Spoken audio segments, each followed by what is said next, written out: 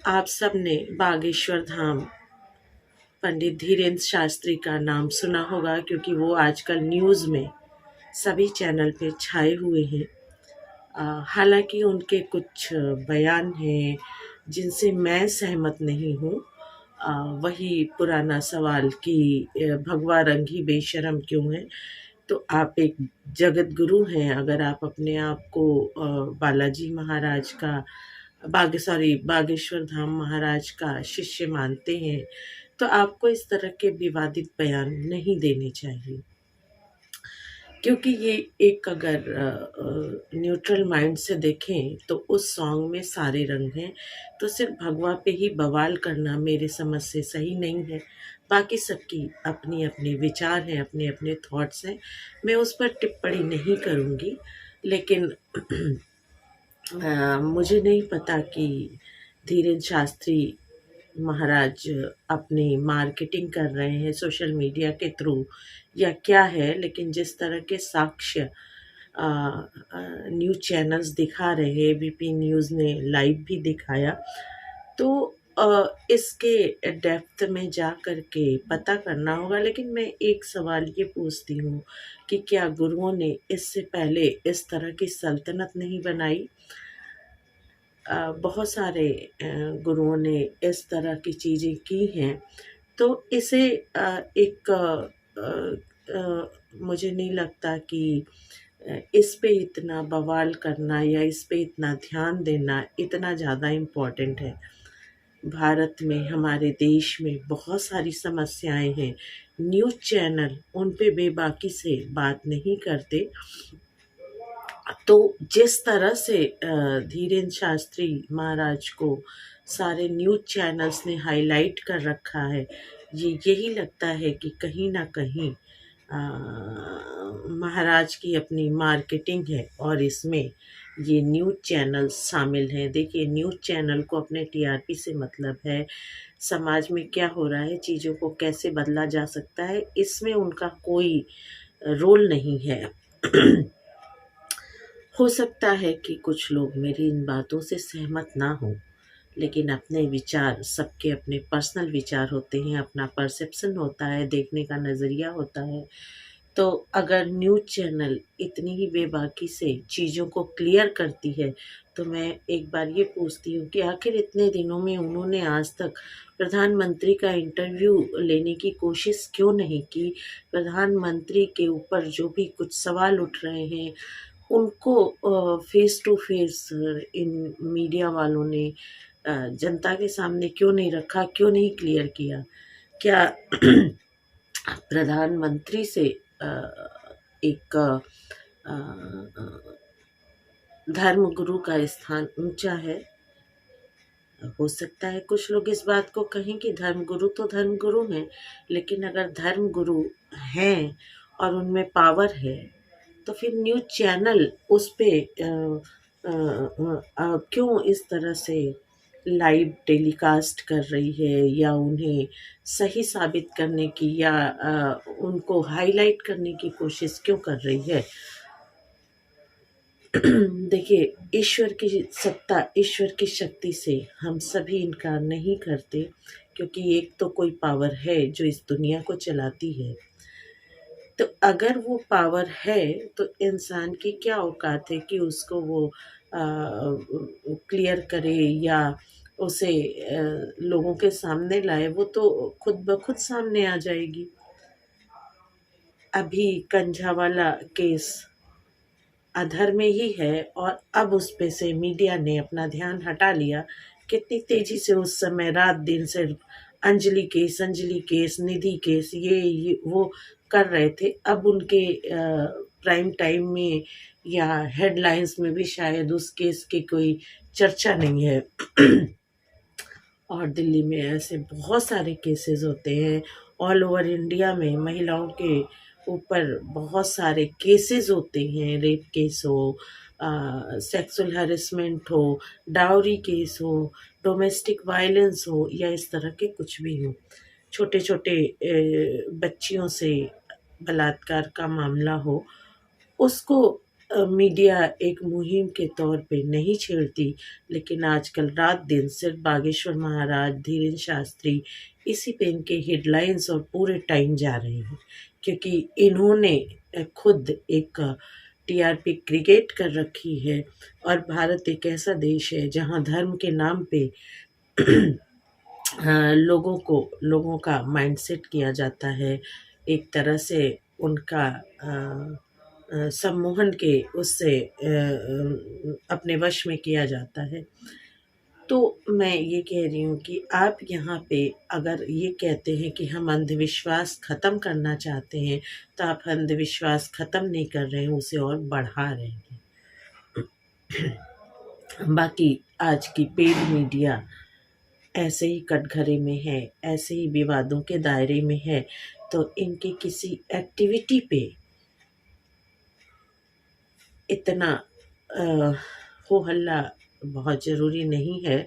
लेकिन चूँकि ये ऑनलाइन न्यूज़ चैनल्स हैं और हर कोई इन्हें वॉच करता है, तो एक तरह से जो लोग इनको सुनते हैं, ये जिस तरह हो हल्ले के साथ चिल्ला चिल्ला के बातें करते हैं, जिस तरह से यूँ लगता है कि आपके माइंड पे को कैप्चर करना चाहते हैं, और ये वाकई में करना चाहते हैं और करते भी हैं, क्योंकि इतना किसी के पास टाइम और वो नहीं है कि इनकी दिखाई हुई चीज़ों को कोई जा कर के एनालिसिस कर सके। अगर हम इतना कर सकते, हालांकि बहुत सारे लोकल चैनल्स हैं, लोगों के द्वारा बनाए हुए वीडियोस हैं जो इनको इनके टीआरपी के गेम का पर्दाफाश करते हैं। पर बस वही चीज़ है कि झूठ जितनी तेज़ी से बोला जाए वो उतना सच बन जाता है, और सच जितनी धीमे से बोला जाए वो छुप के रह जाता है। ये आज का ट्रेंड है, और इसमें गलती हमारी भी है कि हम सब भी बहुत तेज़ी से इन्हें वॉच करते हैं। और ये टीआरपी का गेम, वॉच टाइम का गेम, जब से यूट्यूब इतना पॉपुलर हुआ है, कोरोना में जब लोग घर में कैद थे, तो इसी यूट्यूब के माध्यम से न्यूज़ से, देश दुनिया से हम जुड़े थे, और वो एक यूनिवर्सल एक्टिविटी का अड्डा बन गया था। और वो हैबिट अब इतनी जल्दी तो जाएगी नहीं, क्योंकि आप देखिए, जब भी आप खाली टाइम होता है या 1 मिनट भी टाइम मिलता है या बिस्तर पर आंखें खुलती हैं, तो सबसे पहले मोबाइल ही ऑन करके देखते हैं कि क्या है, कितने मैसेजेस हैं, या वीडियोस में क्या दिखाए जा रहे हैं, क्या ट्रेंडिंग है। तो ये ऑनलाइन का ट्रेंड है। तो ऑनलाइन चीज़ें आपको, आपके माइंड को एक सेटअप देती हैं, आपके माइंड को कैप्चर करती हैं, आपकी सोच को उस दिशा में बदलती हैं, और बहुत आसान नहीं है कि लोग, साधारण लोग, मैं असाधारण की बात नहीं कर रही हूँ, यानी जो बहुत ज़्यादा विवेकशील है, जो बहुत ज़्यादा सोचने समझने की क्षमता रखते हैं, मैं उनकी बात नहीं कर रही हूँ। मैं एक एवरेज जनरेशन की बात कर रही हूँ। उनके माइंड को कैप्चर करना बहुत आसान है, क्योंकि उनके पास ज़िम्मेदारियाँ इतनी ज़्यादा होती हैं और समय इतना नहीं होता कि वो किसी ट्रुथ को चेक कर सके अपने लेवल पे। उनके सामने जो भी परोसा जाता है वो उसी से संतुष्ट होते हैं। जैसे एक क्लास का आदमी चूज़ी होता है, उसको ये पता है कि उसको क्या खाना है, उसे क्या चाहिए। लेकिन एक जो एवरेज जनरेशन होती है, जो एवरेज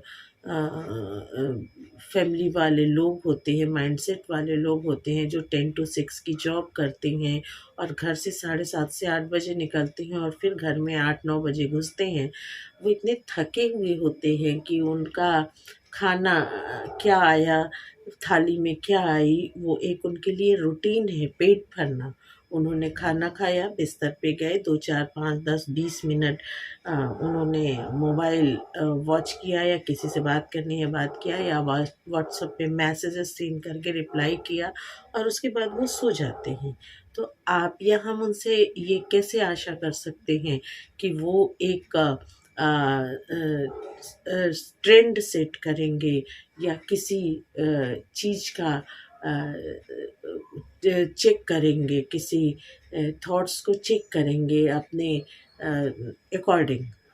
तो उनके सामने जो परोसा जाता है, चाहे वो थाली हो, मीडिया हो, न्यूज़ चैनल्स हो, ट्रेंड हो, वो 2-4 चीज़ों की छानबीन करते हैं और उसके बाद जो एवरेज निकलता है, 4 अगर उन्होंने 4 वीडियो देखा एक ही टॉपिक पे, तो 3 वीडियो जो कहते हैं वो उसको ट्रूथ मान लेते हैं। तो हमारी जो जनरेशन है, हमारी भी एक ज़िम्मेदारी बनती है कि हम इस तरह की चीज़ों को सिर्फ सुन के अपना माइंड सेट ना करें, उस पे एक चेकआउट करें और एक जो एवरेज चीज़ें निकलती हैं, हम उस पे एक दूसरे से डिस्कशन करें, हेल्दी डिस्कशन करें और जो भी चीज़ें निकलें, उसको आँख मूंद करके विश्वास ना करें, बल्कि जो विचारों के मंथन से निकले, एक हेल्दी डिस्कशन से जो रिजल्ट निकले, हम उस पे अपना माइंड सेट करें और उसको और किस तरह से प्रेजेंट कर सकते हैं। आज हम सब सोशल मीडिया से जुड़े हैं, तो हम लोग की ये भी जिम्मेदारी है कि सोशल मीडिया पे परोसे जा रहे गंदगी और परोसे जा रहे नफ़रत की चीज़ों को दूर करने की कोशिश करें। आप में से कुछ लोग कहेंगे कि हमारे एक से क्या होगा। तो मैं आपको एक छोटी-सी कहानी चिड़िया वाली सुनाती हूँ कि कहीं आग लगी हुई थी और बाकी सब तमाशा देख रहे थे। एक चिड़िया अपने चोंच में पानी भर के वहाँ पे डाल रही थी, तो उससे किसी ने कहा कि क्या तू इस आग को बुझा लेगी? उसने कहा, बुझाऊँ या ना बुझाऊँ, कोशिश तो कर सकती हूँ, क्योंकि कल को मैं इस बात से ना पछताऊँ कि मैंने कोशिश नहीं की। तो हमें कोशिश तो करनी चाहिए। देखिए, हम सब लोग शांत होते जाएँगे तो गंदगी, नफ़रत और ज़्यादा बढ़ती जाएगी। अगर आपके हिसाब से कुछ गलत है, तो आप सोशल मीडिया को ही अपना प्लेटफ़ॉर्म बनाएँ और अपने पॉज़िटिव विचारों के माध्यम से अपने थॉट्स को एक्सप्रेस करें। विचारों का अंदर ही मनन करना और दिमाग में ही रह जाना, ये सही नहीं है। आप जैसा सोचते हैं, आपके हिसाब से अगर कुछ गलत है, तो अभिव्यक्ति की स्वतंत्रता है, क्योंकि ये हमारा देश जो है वो गणतंत्र देश है। तो जो भी आपको सही लगता है, लेकिन सही लगता है, सिर्फ़ आज ये ट्रेंड चल रहा है, इस वजह से किसी चीज़ को लाइक ना करें, किसी चीज़ पे हामी ना भरें।